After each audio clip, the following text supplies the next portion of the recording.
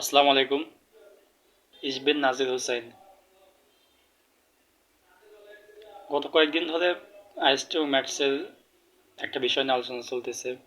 বিভিন্ন আইএসটি ম্যাথসের বিভিন্ন গ্রুপে একটা বিষয় দেখতেছি, সেটা হচ্ছে আইএসটি এবং ম্যাথসের স্টুডেন্টরা কীভাবে জার্মানিতে হাউস বিল্ডিং করতে পারবে, বা হচ্ছে আইএসটি এবং ম্যাথস স্টুডেন্টরা কীভাবে জার্মানিতে উচ্চশিক্ষা গ্রহণ করতে পারবে সেই বিষয় নিয়ে।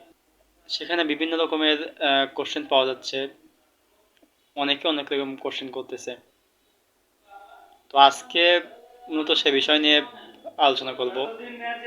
আইএস টু ম্যাথস স্টুডেন্টদের অনেক আগ্রহ দেখা যাচ্ছে বিষয়টিতে, কিন্তু তারা পর্যাপ্ত ইনফরমেশন পাচ্ছে না।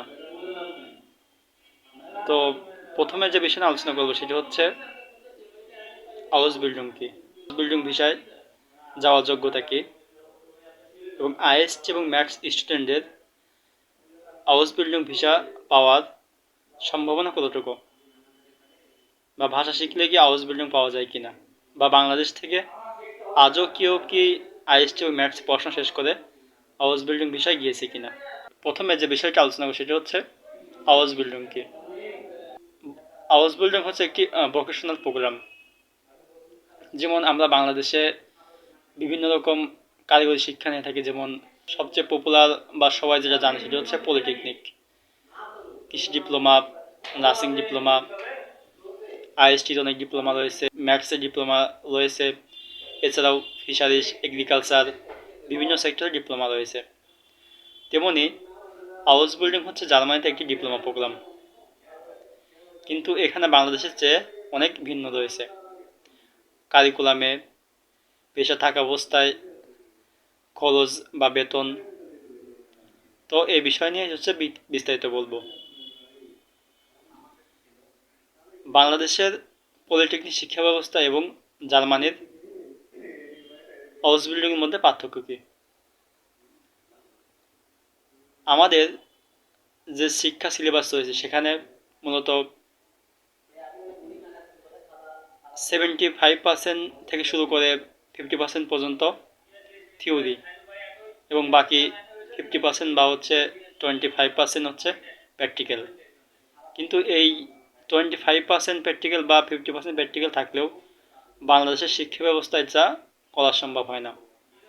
বিভিন্ন কারণে এগুলা বাংলাদেশে বাস্তবায়ন হচ্ছে না। যেমন প্রতিষ্ঠানগুলোতে শিক্ষকের অভাব, বা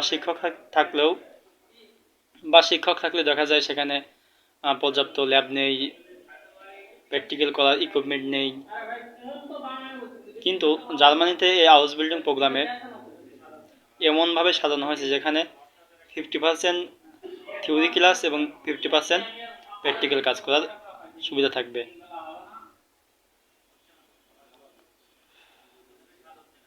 আর একটি বিষয় সেটা হচ্ছে, আমরা যারা বাংলাদেশে ডিপ্লোমা কোর্স করি তারা হয়তো 3 বছরের ডিপ্লোমা শেষে বা 3.5 বছরের ডিপ্লোমা শেষে 6 মাস ইন্টার্নি বা হচ্ছে ফিল্ড ট্রেনিংয়ের সুযোগ থাকে বিভিন্ন হসপিটালে, আইএসটি ম্যাথস স্টুডেন্টরা করে থাকে। এবং যারা পলিটেকনিক্যালে পড়াশোনা করে তারা বিভিন্ন ইন্ডাস্ট্রিতে এই ইন্টার্নি বা হচ্ছে ফিল্ড ট্রেনিং করে থাকে। কিন্তু এখানে দেখা যায় যে পলিটেকনিক স্টুডেন্ট সামান্য কিছু স্টাইপেন্ড বা ভাতা পেলেও, ইন্টার্নি ভাতা পেলেও, আইএসটি এবং ম্যাথস স্টুডেন্ট কোনো ভাতা পায় না। এখানেই হচ্ছে পার্থক্য। আপনি যদি জার্মানিতে হাউস বিল্ডিং করেন তাহলে মোটামুটি 1000 ইউরো থেকে শুরু করে 2000 ইউরো পর্যন্ত আপনার কোর্স চলাকালীন সময় স্টাইপেন্ড পাবেন। এটা শুরু হবে হচ্ছে আপনার প্রথম মাস থেকে শুরু করে একবারে কোর্স শেষ হওয়ার শেষ পর্যন্ত। এটি হচ্ছে মূলত বাংলাদেশের ডিপ্লোমা এবং জার্মানির হাউস বিল্ডিংয়ের মধ্যে পার্থক্য।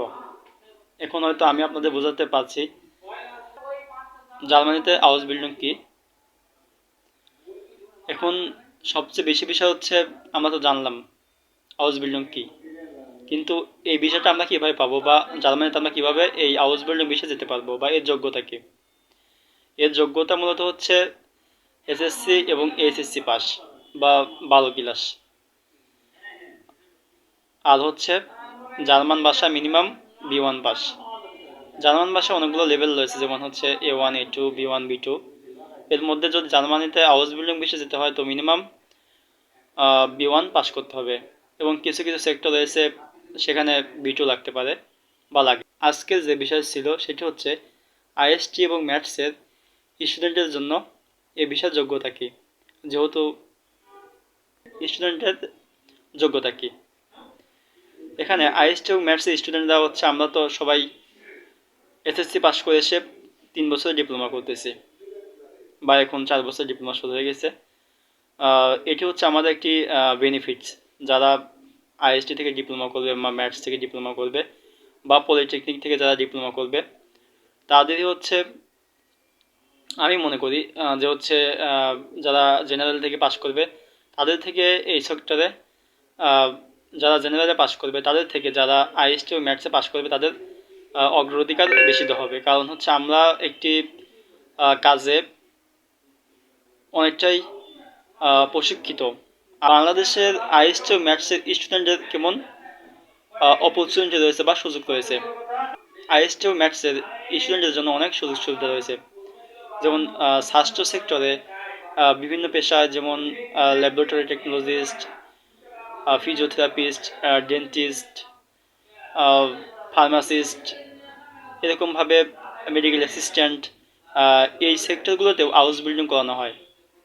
যখন আপনারা B1 পাস করবেন এবং এই যোগ্যতা থাকবে, আমি মনে করি 90% মানুষই ভিসা পাবে। কারণ আমার দেখা মতে বা আমার এই 3 থেকে 4 মাসের মধ্যে আমি যতটুকু জানি, আমি বিভিন্ন ওয়েবসাইট এবং জার্মান এম্বাসির ওয়েবসাইট আর হচ্ছে বাংলাদেশের বিভিন্ন হাউস বিল্ডিং নিয়ে গ্রুপ আছে, সেই গ্রুপে আমি দেখতে পাচ্ছি যে হচ্ছে বাংলাদেশের আজ পর্যন্ত একটা হাউস বিল্ডিংয়ের ভিসা রিজেক্ট হয়নি। আর সেখানে ভিসা পেয়েছে মূলত হচ্ছে যারা পলিটেকনিক্যালে পড়াশোনা করেছে বা জেনারেল লাইন থেকে ইন্টার পাস করেছে, এমন অনেকেই হাউস বিল্ডিং ভিসা পেয়েছে। এই জন্য বাংলাদেশে যারা হচ্ছে আইএসটি এবং ম্যাথসের স্টুডেন্ট রয়েছে, এদের একটা হিউজ অপরচুনিটি এই সেক্টরকে কাজ লাগাতে পারে, এবং চাইলে তারা জার্মানিতে যাইতে পারে।